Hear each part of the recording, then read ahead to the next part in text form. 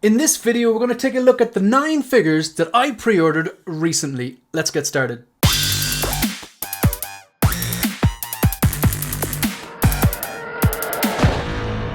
Hi everyone, welcome to One Six Figure Focus, and in this video, as I stated in the intro, we're going to take a look at 9 figures that I recently pre-ordered.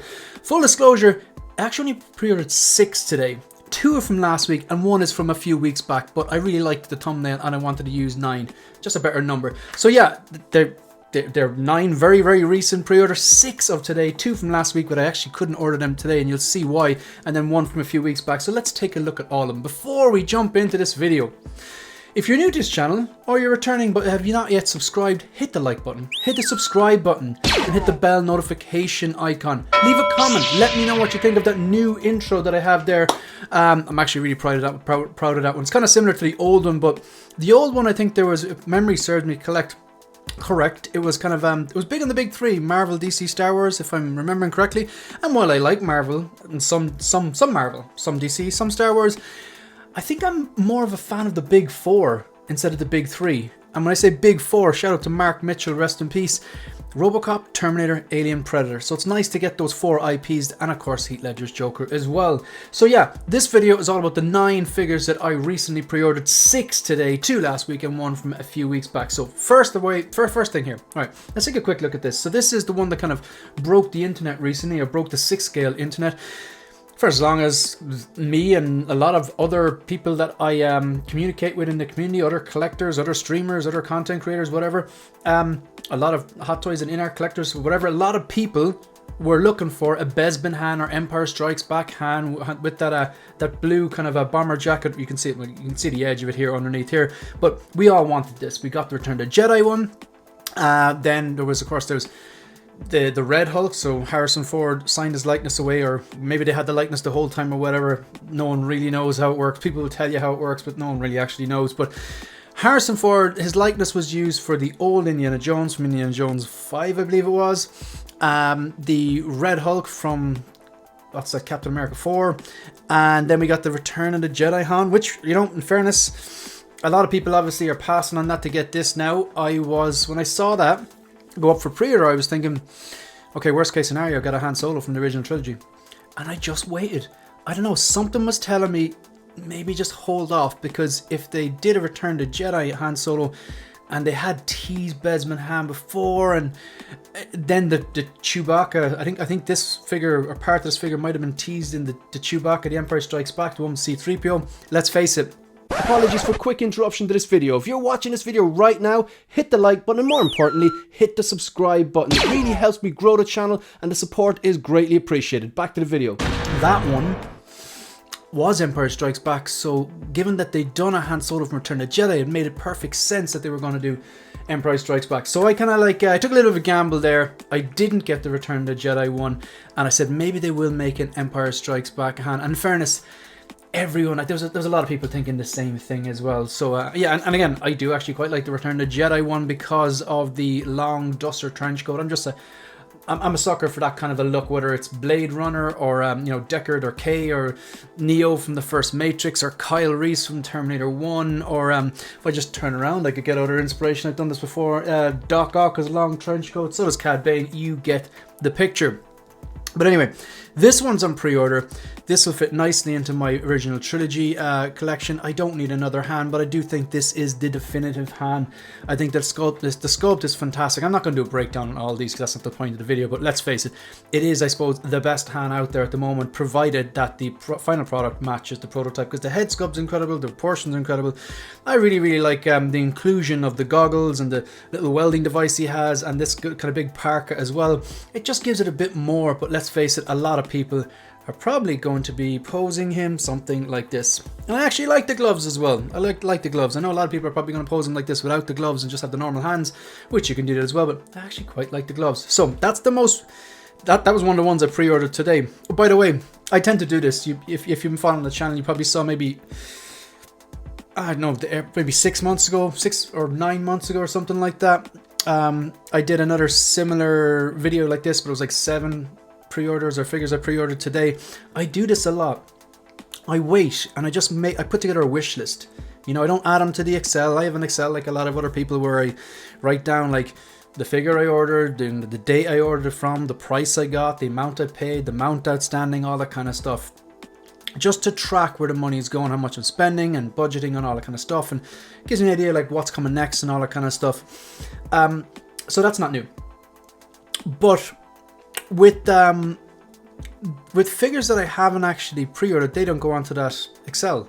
I just think and I kind of go, okay, Robocop 1, or basically all the figures on this list here, you know. So you see like Han Solo, yeah, I want to get that, that's coming out, and I add it to the list, the wish list, and then I start looking around for prices. And look, I buy a vast amount of my figures from Lion Rock Toys, so I'll say, look, I'm thinking about getting this figure, what's the best price you can do? Full disclosure, I do review for them, so they give me competitive prices. That's just the way it is. I still buy them. I'm not getting anything for free. But in fairness, they give me competitive prices, and I do review and exchange. So just full disclosure, I think it's good to be transparent like that. But it's great because in a way, like, because I'm still buying them, it's good for me because I get cheaper figures. It's good for them, they get a bit of exposure. But I don't have to like say anything positive or negative about the figures, and I also don't have to buy figures I don't want, or even like if you're getting given figures and then reviewing things that you don't actually like. So I'm free to kind of say whatever I want because I bought them at the end of the day. But yeah, full disclosure, I get them for maybe a bit cheaper, bit competitive, but I still buy them. So I wait. I put together my wish list of figures that I want and ones I'm thinking about purchasing, and I compare price with different websites, and I go to Lion Rock, say, look, this is the best I've found. Can you beat that? And in fairness, like they usually do 90% of the time. So, and it's sort of kind of like a review price, whatever. So that's kind of how it works. So with this one here, that's why I do these videos, because then you have like every maybe 6 months I have, you know, a build up of 5, 6, 7, 8, in this case like 9 figures that I want, and then allows me to put some money aside as well, and kind of it also allows me to go, no, I don't actually need that one. I don't need that one. This one's better. Or maybe there's like a 2.0 that comes out that's far superior to a 1.0 that I have, and it gives me a chance to even sell that figure to fund the new thing. I'll give you a perfect example. The Jazz Inc. tumbler. I recently sold my Hot Toys tumbler, and the money from that will help fund part of the Jazz Inc. tumbler. Alright, so this is the first one of the 9. This is one of the ones I ordered literally today. Delighted with this. I think this is going to be outstanding. Now, these two I couldn't order today because I went direct with Inart for these two.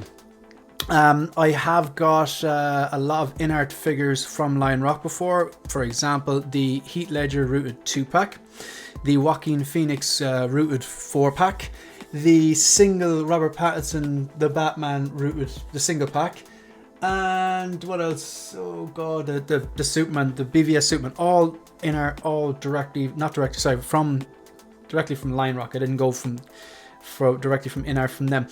But Dune, I did order directly from Inart to see what the experience was like. There was pros and cons. The major con was everyone seemed to have that figure before I did. A lot of people had it before I did. And in fact, Lion Rock actually got it, their supply, and had them sold before I got mine from Inart, which that's very strange because I presume they get them from a distributor who gets them from Inart.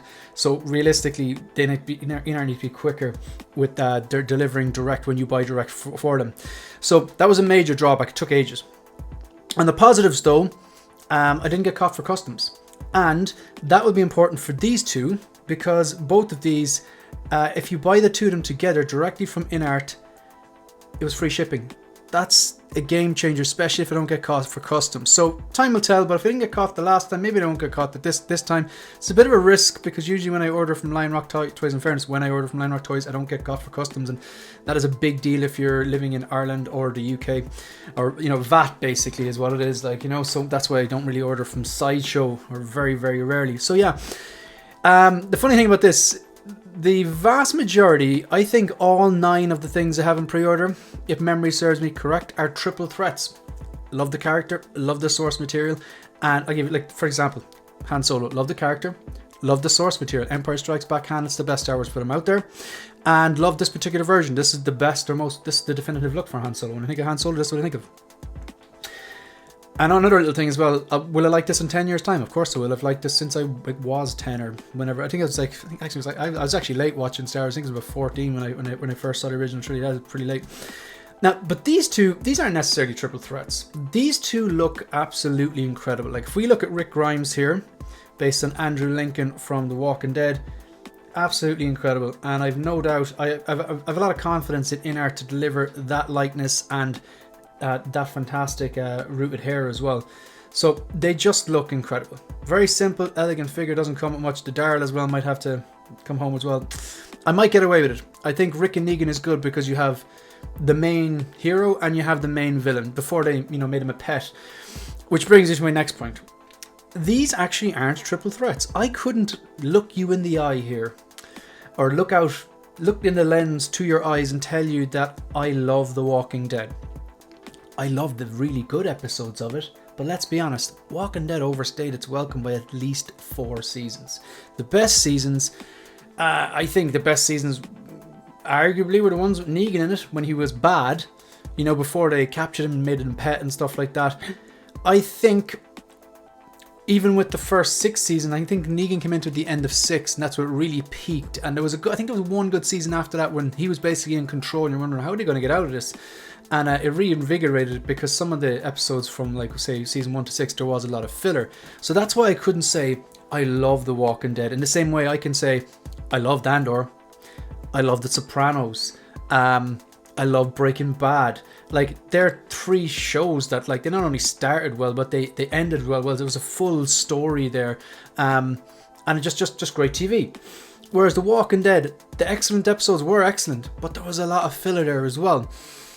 Whereas I remember like watching Sopranos before I actually sat down and started watching it from season 1 when it was actually on TV. I'd catch the odd episode, because when things were on TV before. Before streaming where you could just binge watch anything or series link stuff or whatever, like, just kind of catch an episode on a Tuesday night. And if you're not there at 9 o'clock on a Tuesday or whenever it was, I think it was Sundays in the States, you don't get to see it. So I'd catch the odd episode, but what was very intriguing about it is maybe I caught like a random episode, let's say season 2, episode 7. I don't know what was happening, I'm just saying, of Sopranos. Even though I knew nothing about the characters, there was enough of a story within the episode that was tying to the bigger overarching story of that season to keep me intrigued. I was intrigued by watching it, just a sign of really good writing. It kind of catered from the people who've been there from episode 1, season 1 to the people who are just blow-ins, and it really hooked them in. Sign of really, really good writing. So, so Sopranos was fantastic like that. So anyway, The Walking Dead though, the good episodes were good, but there was a lot of filler and it overstayed its welcome probably by about 3 to 4 seasons. However, these two are going to make perfect representations of that. I think if it wasn't the strength of how good that these two look, like first of all, they're great characters, they're great actors. Jeffrey Dean Morgan is incredible as Negan. And to be honest, like everything I've seen Jeffrey Dean Morgan on, like I'll watch him if he's on screen. He's just a good actor. He's got a ton of charisma, and he's just very, very easy to watch. But this one here, you really love to hate him. He's that kind of proper villain. Like a hero is only as good as his villain. I think a TV show is only as good as its villain. But these two, even though the show had its ups and downs and overstayed its welcome, when it was good, it was very, very good. Actually, season 2, episode 7, the Barn episode, I believe that was the one that really made me pay attention. I was like, who directs this stuff? Frank Darabont, the same director as The Shawshank Redemption. I mean, arguably one of the greatest movies ever made. So yeah, these two were pre-ordered last week because I ordered them directly from Inart, because if you order the 2 of them together, you get free worldwide shipping. Fingers crossed I don't get caught for customs, because there could be a lot of there could be good value here. Because this one's $269 because it's sculpted. This one is like $385 or something like that. It's expensive because of the rooted hair. But yeah, so there's the first 3. So Han Solo ordered today, and Inart, Rick Grimes, and I believe it's Negan Smith. Who would have known? I'm just Negan. He's like Beyonce or Shakira. He's that famous. It's one word, but his second name is Smith, believe it or not. So those two, they're the kind of exceptions to the bunch. They're not triple threats. I couldn't say, hand on my heart, that I love The Walking Dead, because some of the episodes were excellent. That I would be like, oh, I love that episode, but overall, yeah, it didn't stick the landing for the last few seasons, unfortunately. But 2 fantastic figures. Bit of an exception to my rule, but it's rare when it happens, but I'm glad I have them on PO. This is one of the ones, if you're a fan of the channel, you know my thoughts on these. The first 2 and only 2 Terminator movies, Terminator 1 and 2, There are only 2 movies. There, apparently they've made 3, 4, and 5, but I don't believe it. I think it's only a myth. I'm not drinking that Kool-Aid. So there's 2 movies. There are cinematic masterpieces. This is the very definition of a triple threat. Love the character of the Terminator or the T-800, the endoskeleton, whatever way you want to put it across. Love the source material. Again, Terminator 2, one of the greatest movies ever made. And love this particular look and version of the T-800. And the fact it's battle damage, I'm a sucker for that. Has swap out clean and battle damage part. It has a great diorama base. The eyes light up. I'm going to have to get a fusion for that because unfortunately it's not USB powered. And the 2 plasma rifles. They could have just given you 1, but they didn't. They gave us 2. Die cast as well. This is a pop culture icon. It's that simple. So this is 100% coming home, no doubt. This was one of the ones that I pre-ordered today. So this Lion Rock today, this Lion Rock today, and these 2 last week before the window closed, because I believe it's closed now. Because if you just want to show you here, if we go, yeah, it says sold out. They stuck to the word. I like the way Inart do it. In fairness, they basically said, okay, you have it in the state, and then they're sold out, and you're on the. You got to go to like 1/6 Kit or Lion Rock or Toys Buying Agent, or Toys Buying Agent don't stock Inart, I believe. I don't think they do. Or you got to go to like a second a distributor or whatever if you want to get them. All right, so that's 4. This one here, I do have John Wick from John Wick 4. I got the custom dog for it, which is actually pretty damn cool from, is it Mr. Z? And I did go custom hands, which, as impressive as they are, far too expensive for what I paid for them, because the Hot Toys tend to, in some of their figures, overscale and under-detail their hands. And the John Wick 4 hands were overscaled and under-detailed, similar to the T1000 hands, overscaled, and I'd argue under-detailed as well. So the Poor Toys set of hands, very impressive and all that. It has the, on the left hand too, the fingers missing and all that, and the really, really kind of detailed paintwork, and they're not oversized and stuff like that. But for what I paid, just very expensive. Here, this one here, there's artisan, there's sculpted. I'm going sculpted because I think the sculpted is very impressive. And I think the hair is just at that length, and the style of the hair. It's not messy in front of his face. It's slicked back. I think it works perfect with the sculpted. I didn't see the need to go artisan on this. It's fine if a character has longer hair or kind of more full hair, or not so slicked back close to his head and skull. I went sculpted on this. I think it's the way to go. But this is... It's a funny one because I'm not a massive John Wick fan, but I do enjoy all 4 movies. And the first one is the most iconic one.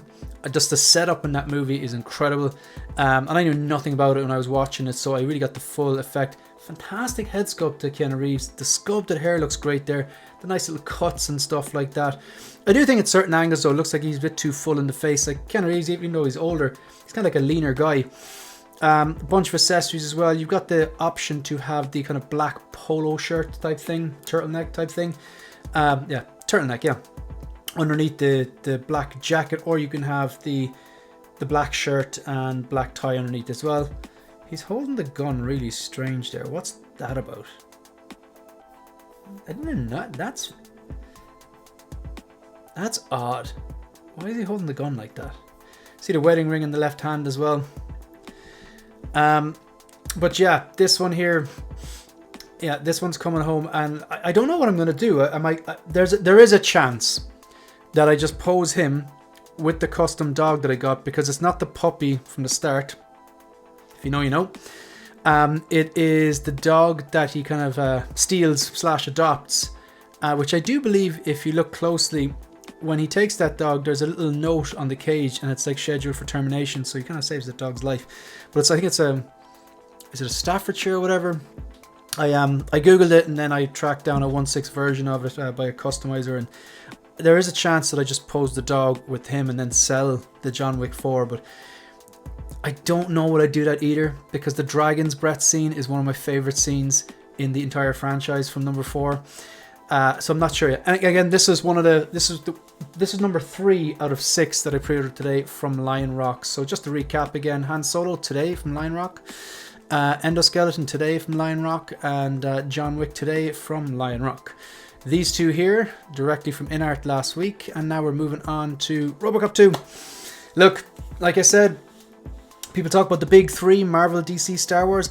I'm more excited about the big 4, Terminator, Robocop, Alien, and and Predator. However, though, they kind of, all those franchises in a way suffer from the same thing. Like Terminator 1 and 2, two great movies, and after that, downhill. Robocop, one good movie, and then Robocop 2 is a guilty pleasure, but still better than a lot of stuff, and then after that, downhill. Alien, two movies, a few other watchable ones, like, you know, Romulus is watchable. I thought Prometheus was watchable, but do you know what? I didn't need to know where the xenomorphs came from. That was kind of some of their cool things, like, but I didn't need to know their backstory.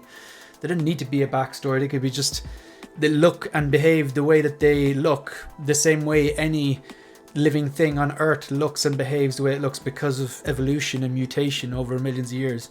I didn't need to know the backstory and all that kind of stuff and the family tree. So, but yeah, Robocop 2. This is different to Robocop 1, which I have. Oh, there we go. The one from 1987, the diecast one with the chair. Yeah, it's a fantastic figure. This one here, it's very heavy on the blue, and if you rewatch it, it's very obvious. But it looks great though. It does look great. So this one here, that's coming, and of course this one is here. Both of these ordered from Lion Rock. This one is the most outrageous thing. I think this is one of the most outrageous drops that Hot Toys have ever done. Not necessarily the most exciting. I mean, if you think about the most exciting ones, the Empire Strikes Back Han, very exciting, kind of united the community. The yellow and blue Wolverine, the Hugh Jackman Wolverine from Deadpool and Wolverine, potential figure of the year, incredible head sculpt, incredible seamless body, super stuff. They're more exciting than this. But this, the Bane 2.0, top tier as well. But this here, I just thought they'd never do this. Like, it's huge, it has die-cast components, it's from a movie which, it's not all that great, let's be honest. And I'm a fan of Robocop 2, but like Robocop 1 is the one, it's just it's, you know, groundbreaking stuff, and then Robocop 2, it's watchable, but there's a lot of cheese in it, yeah. But this design is so outrageous, and this thing is huge. I didn't think they'd ever actually do that. And this is the type of thing where I'm like, this is stuff from the 80s. You know, like say if you take Alien, 1979. So when you get a big chap, you take it. Robocop 1 was 1987, so that means that this one was, I don't know, 88 or 89. You get stuff like this, you know, and you're a fan, you take it. So this here, incredible, like it's outrageous. To be honest, like I gotta say, I don't think it's even the coolest looking design. I mean, when I think of like very well designed robots, I do think of the endoskeleton. I do really like the look of Robocop. Ed 209 is an incredible design. This here, like I'd love an Ed 209, but I'm not working backwards on it because I think they're eventually going to 2.0 it. They've done Robocop 3, Robocop 2, and actually they'll probably do the chair again, who knows. But the Ed 209 is a better design than this. This, I always found that this guy, he looks like a guy that skips leg day. He looks like a gym head that skips leg day. Very, very big around the shoulders and the chest and the arms, and it's got those little chicken legs going on. However, it's just it's cool in its own right. It's 80s sci-fi. It's like stop motion, all that kind of stuff. So yeah, I just had to. The next thing then. This is also one of the ones from today. So this is the 6th and final one that I ordered today from Lion Rock. So we got Han, T-800 endoskeleton. Number 3 was the sculpted John Wick from John Wick 1. 4 and 5 are the two figures from Robocop. That's Robocop and Kane. And then number 6 from today was Big Chap. There was times I was going to work backwards on this one and get the 1.0, but I just said I'd hold out. I saw that they did the Alien Scorched Xenomorph from Alien Romulus, and of course they did Rain from Alien Romulus. I saw that they were going backwards and they did a Predator from Prey, which is incredible, the Feral Predator, and then the Jungle Hunter, which isn't on this list, but I'm looking out for that one. That's coming home. Just yeah, don't you worry. But this one here, like again, it goes back to the big four, like the movies that mean a lot to me. You know, Alien 1 and 2. This is like 1979, one of the best science fiction, one of the best movies ever made, one of the best science fiction movies ever made. Sci-fi horror, perfect from this time of year, and an incredible H.R. Giger design brought to life by Stan Winston, I believe. So yeah, delighted with that one. Like that's just one that I was waiting for. I mean, if you look at this, Patience paid off on Han Solo. Patience paid off with the big chap. I mean, I wasn't even having patience for this because I didn't think they'd ever do something like this. But I'm sure there's a lot of people that didn't have a Robocop. Patience paying off again. John Wick 1. I was kind of impatient there because I went and picked up the 4. This, but that's what they all have in common. Patience, patience, patience. If you didn't have a Robocop, patience, patience, and even more patience. And a long enough timeline, these things get reissued, remade, 1.0, 2.0, 3.0, so on. So, yeah, worth doing. And the last one, in a strange turn of events, this is actually a figure that I have on pre-order from Sideshow. It's the only one I have on pre-order from Sideshow. Yeah, I just hopped on the queue. It is a triple threat. I do have the Inart one. I still think the Inart one's fantastic. I know people have been like going on about the Hot Toys one and the J&D and stuff like that, but everyone has their own what they think is the best and stuff like that for their budget. But like, I'm really happy with the Inart one, the rooted one, especially the purple coat one. I've no desire to upgrade it. This is a different look. I do have an artisan on the way. My Black Widow is shipped. I do think that's the best artisan hair that they've done, and a lot of the artisan hair I do think has been hit or miss. Some look good, some not so good. I'm hoping this is one of the good ones.